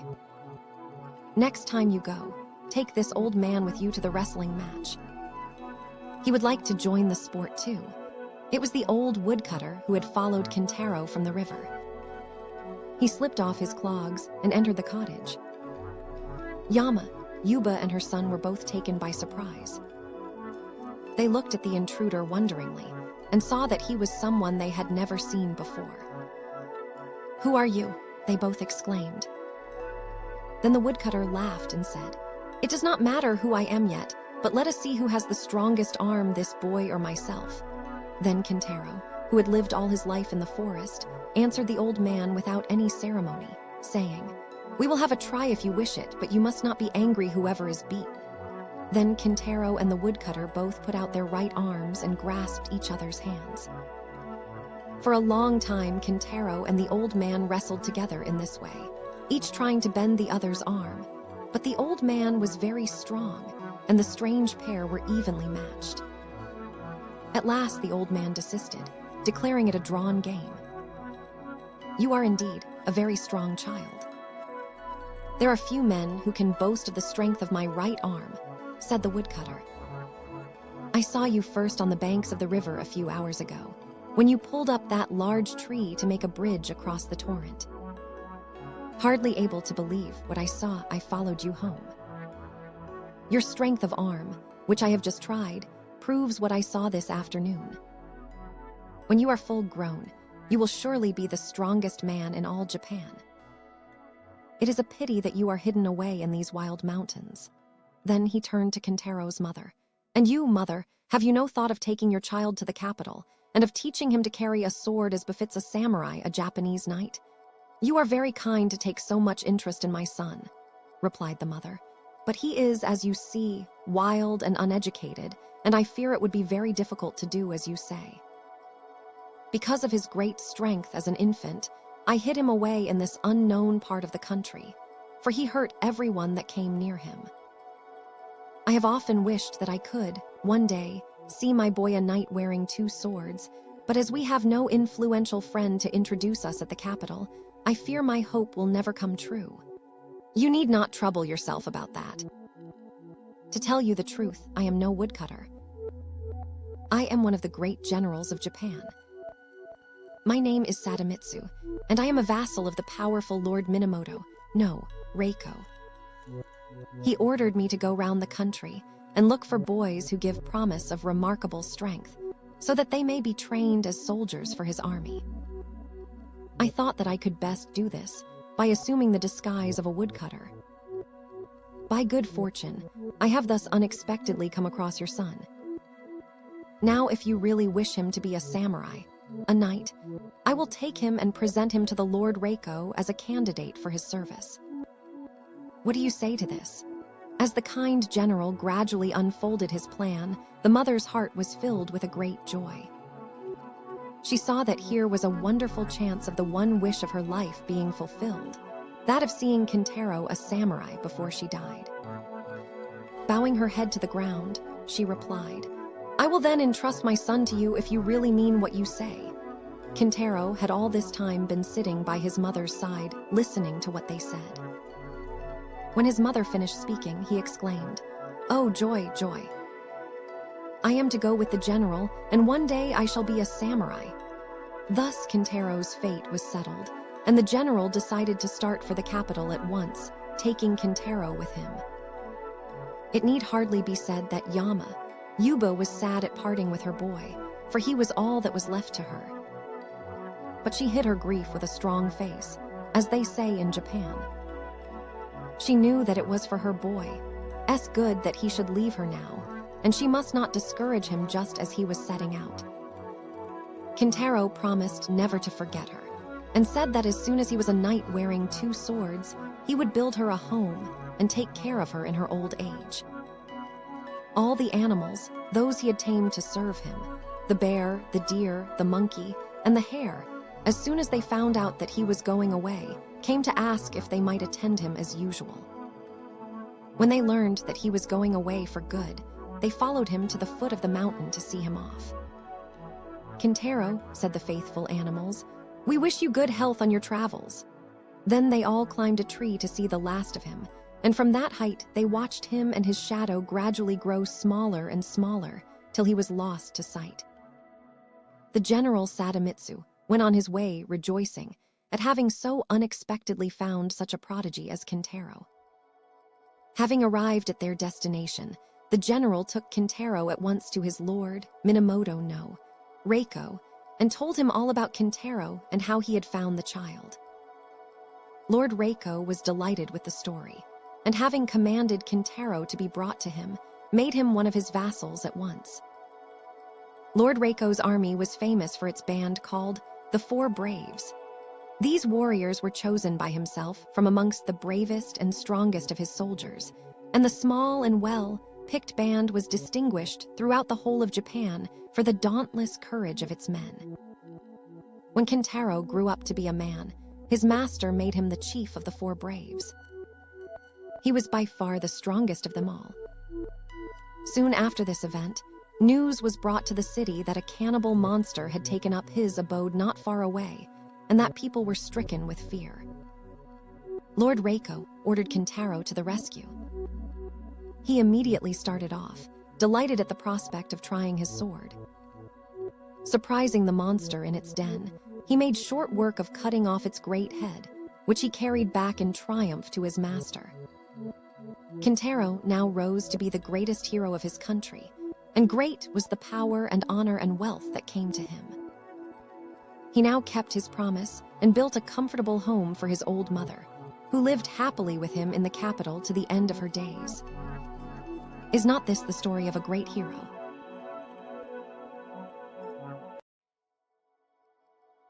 Theodora Ozaki, Japanese Fairy Tales, Chapter 7, The Story of Princess Hase. A story of old Japan. Many years ago there lived in Nara, the ancient capital of Japan, a wise state minister, by name Prince Toyonari Fujiwara. His wife was a noble, good, and beautiful woman called Princess Murasaki, Violet. They had been married by their respective families according to Japanese custom when very young, and had lived together happily ever since. They had, however, one cause for great sorrow, for as the years went by no child was born to them. This made them very unhappy, for they both longed to see a child of their own who would grow up to gladden their old age, carry on the family name, and keep up the ancestral rights when they were dead. The prince and his lovely wife, after long consultation and much thought, determined to make a pilgrimage to the temple of Hase, Kwannon, goddess of mercy at Hase, for they believed, according to the beautiful tradition of their religion, that the Mother of Mercy, Kwannon, comes to answer the prayers of mortals in the form that they need the most. Surely, after all these years of prayer, she would come to them in the form of a beloved child in answer to their special pilgrimage, for that was the greatest need of their two lives. Everything else they had that this life could give them, but it was all as nothing because the cry of their hearts was unsatisfied. So the Prince Toyonari and his wife went to the temple of Kwannon at Hase and stayed there for a long time, both daily offering incense and praying to Kwannon, the Heavenly Mother, to grant them the desire of their whole lives. And their prayer was answered.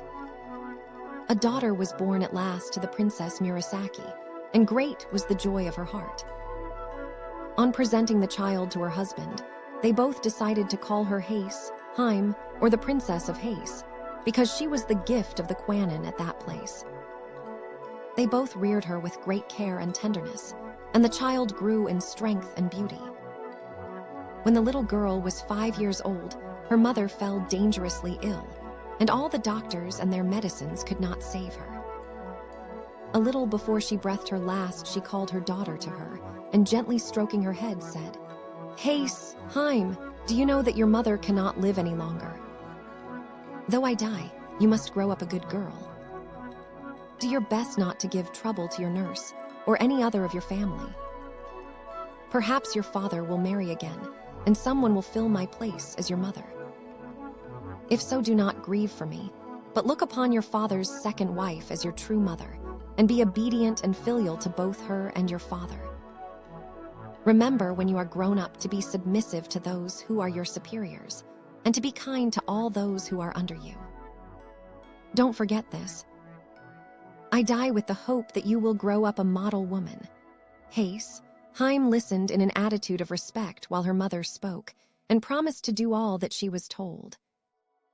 There is a proverb which says, "As the soul is at 3, so it is at 100.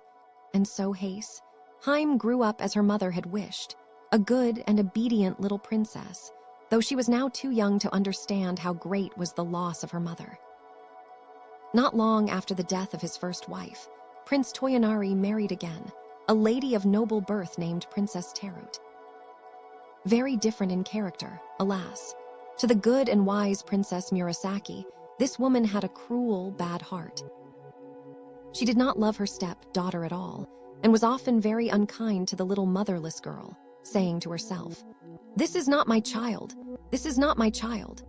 But Hase, Heim bore every unkindness with patience, and even waited upon her step-mother kindly and obeyed her in every way and never gave any trouble, just as she had been trained by her own good mother, so that the Lady Tarot had no cause for complaint against her.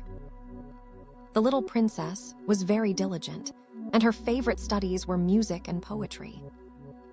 She would spend several hours practicing every day, and her father had the most proficient of masters he could find to teach her the kodo, Japanese harp, the art of writing letters and verse.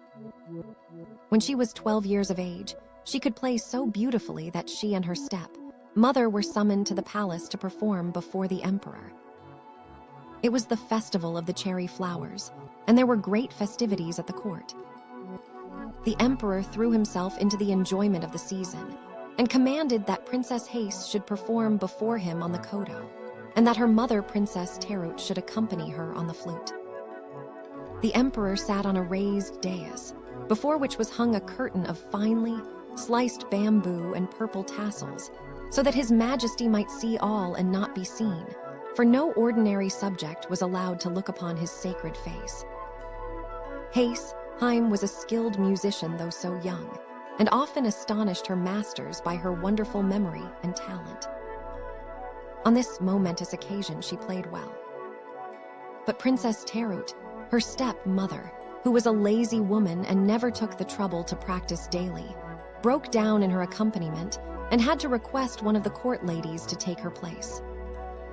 This was a great disgrace, and she was furiously jealous to think that she had failed where her step-daughter succeeded.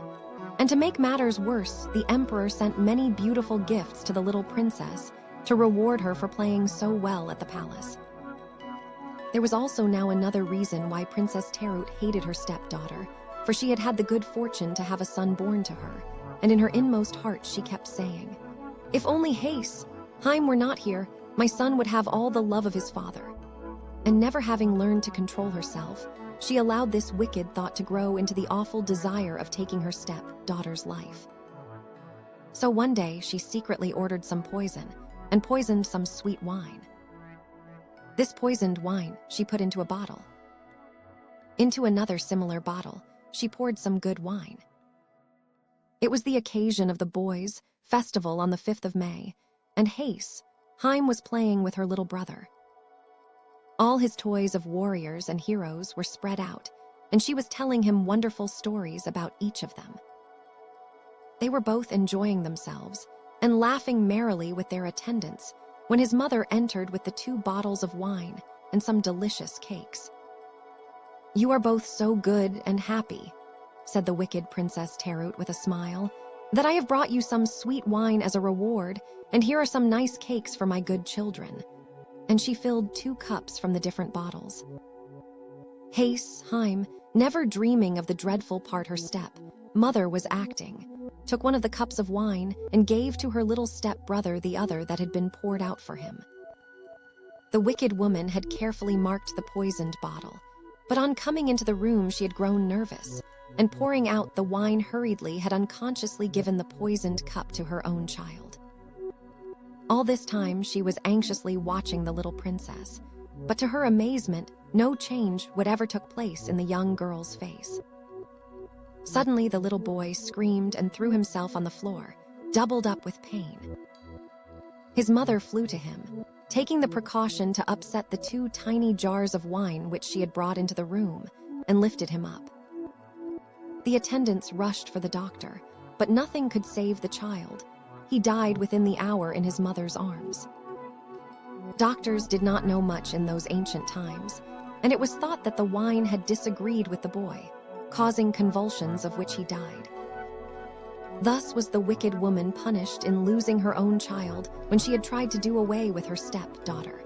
But instead of blaming herself, she began to hate Hase, Heian more than ever in the bitterness and wretchedness of her own heart, and she eagerly watched for an opportunity to do her harm, which was, however, long in coming. When Hase, Heian, was 13 years of age, she had already become mentioned as a poetess of some merit. This was an accomplishment very much cultivated by the women of old Japan, and one held in high esteem. It was the rainy season at Nara, and floods were reported every day as doing damage in the neighborhood. The river Tatsuda, which flowed through the imperial palace grounds, was swollen to the top of its banks, and the roaring of the torrents of water rushing along a narrow bed so disturbed the emperor's rest day and night that a serious nervous disorder was the result. An imperial edict was sent forth to all the Buddhist temples, commanding the priests to offer up continuous prayers to heaven to stop the noise of the flood. But this was of no avail. Then it was whispered in court circles that the Princess Hase, the daughter of Prince Toyonari Fujiwara, second minister at court, was the most gifted poetess of the day, though still so young, and her masters confirmed the report. Long ago, a beautiful and gifted maiden, poetess, had moved heaven by praying in verse, had brought down rain upon a land famished with drought. So said the ancient biographers of the poetess Ono no Kamachi. If the Princess Hase were to write a poem and offer it in prayer, might it not stop the noise of the rushing river and remove the cause of the imperial illness? What the court said at last reached the ears of the emperor himself, and he sent an order to the minister Prince Toyonari to this effect. Great indeed was Hase, Heian's fear and astonishment when her father sent for her and told her what was required of her. Heavy, indeed, was the duty that was laid on her young shoulders, that of saving the emperor's life by the merit of her verse. At last the day came, and her poem was finished. It was written on a leaflet of paper heavily flecked with gold, dust. With her father and attendants and some of the court officials, she proceeded to the bank of the roaring torrent, and raising up her heart to heaven, she read the poem she had composed, aloud, lifting it heavenwards in her 2 hands. Strange indeed it seemed to all those standing round. The waters ceased their roaring, and the river was quiet in direct answer to her prayer. After this, the emperor soon recovered his health. His Majesty was highly pleased, and sent for her to the palace and rewarded her with the rank of Chinjo, that of lieutenant general, to distinguish her. From that time she was called Chinjo, Heian, or the lieutenant general princess, and respected and loved by all. There was only one person who was not pleased at Hase, Heian's success. That one was her stepmother. Forever brooding over the death of her own child, whom she had killed when trying to poison her stepdaughter, she had the mortification of seeing her rise to power and honor, marked by imperial favor and the admiration of the whole court. Her envy and jealousy burned in her heart like fire. Many were the lies she carried to her husband about Hase, Heian, but all to no purpose. He would listen to none of her tales, telling her sharply that she was quite mistaken. At last the step-mother, seizing the opportunity of her husband's absence, ordered one of her old servants to take the innocent girl to the Hibari Mountains, the wildest part of the country, and to kill her there. She invented a dreadful story about the little princess, saying that this was the only way to prevent disgrace falling upon the family, by killing her. Katoda, her vassal, was bound to obey his mistress. Anyhow, he saw that it would be the wisest plan to pretend obedience in the absence of the girl's father. So he placed Hase, Heian, in a palanquin, and accompanied her to the most solitary place he could find in the wild district. The poor child knew there was no good in protesting to her unkind step-mother at being sent away in this strange manner, so she went as she was told. But the old servant knew that the young princess was quite innocent of all the things her step-mother had invented to him as reasons for her outrageous orders, and he determined to save her life. Unless he killed her, however, he could not return to his cruel task-mistress, so he decided to stay out in the wilderness. With the help of some peasants, he soon built a little cottage, and having sent secretly for his wife to come, these two good old people did all in their power to take care of the now unfortunate princess. She all the time trusted in her father, knowing that as soon as he returned home and found her absent, he would search for her. Prince Toyonari, after some weeks, came home and was told by his wife that his daughter Heian had done something wrong and had run away for fear of being punished. He was nearly ill with anxiety. Everyone in the house told the same story, that Heian had suddenly disappeared. None of them knew why or whither. For fear of scandal, he kept the matter quiet and searched everywhere he could think of, but all to no purpose.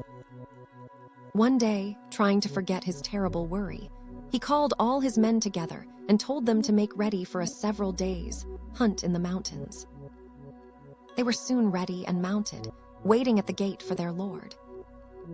He rode hard and fast to the district of the Hibari Mountains, a great company following him. He was soon far ahead of everyone, and at last found himself in a narrow, picturesque valley. Looking round and admiring the scenery, he noticed a tiny house on one of the hills quite near, and then he distinctly heard a beautiful, clear voice reading aloud. Seized with curiosity as to who could be studying so diligently in such a lonely spot, he dismounted, and leaving his horse to his groom, he walked up the hillside and approached the cottage. As he drew nearer, his surprise increased, for he could see that the reader was a beautiful girl. The cottage was wide open, and she was sitting facing the view. Listening attentively, he heard her reading the Buddhist scriptures with great devotion. More and more curious, he hurried on to the tiny gate and entered the little garden, and looking up beheld his lost daughter Heian. She was so intent on what she was saying that she neither heard nor saw her father till he spoke. "Heian," he cried, "it is you, my Heian." Taken by surprise, she could hardly realize that it was her own dear father who was calling her, and for a moment she was utterly bereft of the power to speak or move. My father, my father. It is indeed you, oh, my father," was all she could say, and running to him, she caught hold of his thick sleeve, and burying her face, burst into a passion of tears. Her father stroked her dark hair, asking her gently to tell him all that had happened, but she only wept on, and he wondered if he were not really dreaming. Then the faithful old servant Katoda came out, and bowing himself to the ground before his master, poured out the long tale of wrong, telling him all that had happened, and how it was that he found his daughter in such a wild and desolate spot with only 2 old servants to take care of her. The prince's astonishment and indignation knew no bounds. He gave up the hunt at once and hurried home with his daughter. One of the company galloped ahead to inform the household of the glad news, and the step-mother, hearing what had happened, and fearful of meeting her husband now that her wickedness was discovered, fled from the house and returned in disgrace to her father's roof, and nothing more was heard of her. The old servant Katoda was rewarded with the highest promotion in his master's service, and lived happily to the end of his days, devoted to the little princess, who never forgot that she owed her life to this faithful retainer. She was no longer troubled by an unkind step-mother, and her days passed happily and quietly with her father. As Prince Toyonari had no son, he adopted a younger son of one of the court nobles to be his heir, and to marry his daughter Heian, and in a few years the marriage took place. Heian lived to a good old age, and all said that she was the wisest, most devout, and most beautiful mistress that had ever reigned in Prince Toyonari's ancient house. She had the joy of presenting her son, the future lord of the family, to her father just before he retired from active life. To this day, there is preserved a piece of needle, work in one of the Buddhist temples of Kyoto. It is a beautiful piece of tapestry, with the figure of Buddha embroidered in the silky threads drawn from the stem of the lotus. This is said to have been the work of the hands of the good Princess Hase.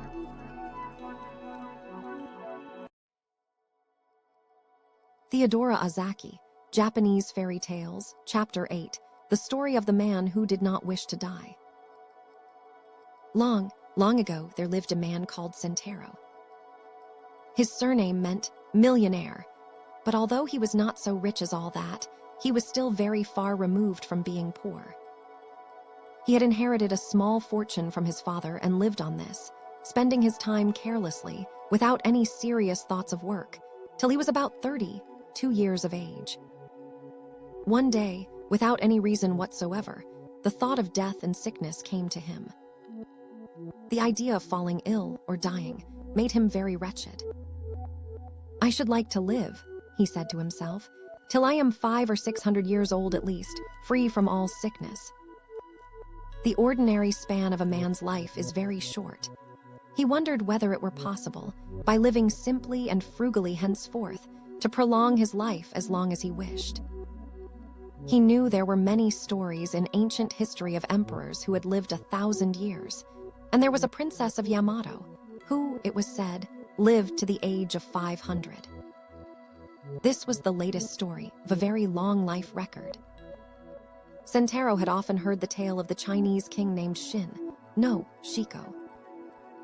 He was one of the most able and powerful rulers in Chinese history. He built all the large palaces, and also the famous Great Wall of China. He had everything in the world he could wish for, but in spite of all his happiness and the luxury and the splendor of his court, the wisdom of his counselors and the glory of his reign, he was miserable because he knew that one day he must die and leave it all. When Shiko went to bed at night, when he rose in the morning, as he went through his day, the thought of death was always with him. He could not get away from it. If only he could find the elixir of life, he would be happy. The emperor at last called a meeting of his courtiers and asked them all if they could not find for him the elixir of life, of which he had so often read and heard. One old courtier, Jafuku by name, said that far away across the seas there was a country called Horizon, and that certain hermits lived there who possessed the secret of the elixir of life. Whoever drank of this wonderful draught lived forever. The emperor ordered Jafuku to set out for the land of Horizon, to find the hermits, and to bring him back a phial of the magic elixir. He gave Jafuku one of his best junks, fitted it out for him, and loaded it with great quantities of treasures and precious stones for Jafuku to take as presents to the hermits. Jafuku sailed for the land of Horizon, but he never returned to the waiting emperor. But ever since that time, Mount Fuji has been said to be the fabled Horizon and the home of hermits who had the secret of the elixir, and Jafuku has been worshipped as their patron god. Now Kintaro determined to set out to find the hermits, and if he could, to become one, so that he might obtain the water of perpetual life. He remembered that as a child he had been told that not only did these hermits live on Mount Fuji, but that they were said to inhabit all the very high peaks. So he left his old home to the care of his relatives and started out on his quest. He traveled through all the mountainous regions of the land, climbing to the tops of the highest peaks, but never a hermit did he find. At last, after wandering in an unknown region for many days, he met a hunter. "Can you tell me," asked Kintaro, "where the hermits live who have the elixir of life?" "No," said the hunter. "I can't tell you where such hermits live, but there is a notorious robber living in these parts. It is said that he is chief of a band of 200 followers." This odd answer irritated Kintaro very much, and he thought how foolish it was to waste more time in looking for the hermits in this way, so he decided to go at once to the shrine of Jafuku, who is worshipped as the patron god of the hermits in the south of Japan. Sentaro reached the shrine and prayed for 7 days, entreating Jofuku to show him the way to a hermit who could give him what he wanted so much to find. At midnight of the 7th day, as Sentaro knelt in the temple, the door of the innermost shrine flew open, and Jofuku appeared in a luminous cloud, and calling to Sentaro to come nearer, spoke thus. "Your desire is a very selfish one and cannot be easily granted. You think that you would like to become a hermit so as to find the elixir of life. Do you know how hard a hermit's life is? A hermit is only allowed to eat fruit and berries and the bark of pine trees. A hermit must cut himself off from the world so that his heart may become as pure as gold and free from every earthly desire. Gradually, after following these strict rules, the hermit ceases to feel hunger or cold or heat, and his body becomes so light that he can ride on a crane or a carp and can walk on water without getting his feet wet. You, Sentaro, are fond of good living and of every comfort. You are not even like an ordinary man, for you are exceptionally idle and more sensitive to heat and cold than most people. You would never be able to go barefoot or to wear only one thin dress in the winter time. Do you think that you would ever have the patience or the endurance to live a hermit's life? In answer to your prayer, however, I will help you in another way. I will send you to the country of perpetual life, where death never comes, where the people live forever." Saying this, Jofuku put into Sentaro's hand a little crane made of paper, telling him to sit on its back and it would carry him there. Sentaro obeyed wonderingly. The crane grew large enough for him to ride on it with comfort. It then spread its wings, rose high in the air, and flew away over the mountains right out to sea. Sentaro was at first quite frightened, but by degrees he grew accustomed to the swift flight through the air. On and on, they went for thousands of miles. The bird never stopped for rest or food, but as it was a paper bird, it doubtless did not require any nourishment, and strange to say, neither did Sentaro. After several days, they reached an island. The crane flew some distance inland, and then alighted. As soon as Sentaro got down from the bird's back, the crane folded up of its own accord and flew into his pocket. Now Sentaro began to look about him wonderingly, curious to see what the country of perpetual life was like. He walked first round about the country, and then through the town. Everything was, of course, quite strange and different from his own land. But both the land and the people seemed prosperous, so he decided that it would be good for him to stay there and took up lodgings at one of the hotels. The proprietor was a kind man, and when Sentaro told him that he was a stranger and had come to live there, he promised to arrange everything that was necessary with the governor of the city concerning Sentaro's sojourn there. He even found a house for his guest, and in this way Sentaro obtained his great wish and became a resident in the country of perpetual life. Within the memory of all the islanders, no man had ever died there, and sickness was a thing unknown. Priests had come over from India and China and told them of a beautiful country called Paradise, where happiness and bliss and contentment fill all men's hearts, but its gates could only be reached by dying. This tradition was handed down for ages from generation to generation, but none knew exactly what death was except that it led to paradise. Quite unlike Sentaro and other ordinary people, instead of having a great dread of death, they all, both rich and poor, longed for it as something good and desirable. They were all tired of their long, long lives and longed to go to the happy land of contentment called paradise, of which the priests had told them centuries ago. All this Sentaro soon found out by talking to the islanders.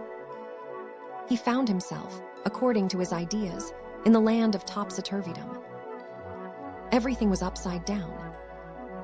He had wished to escape from dying.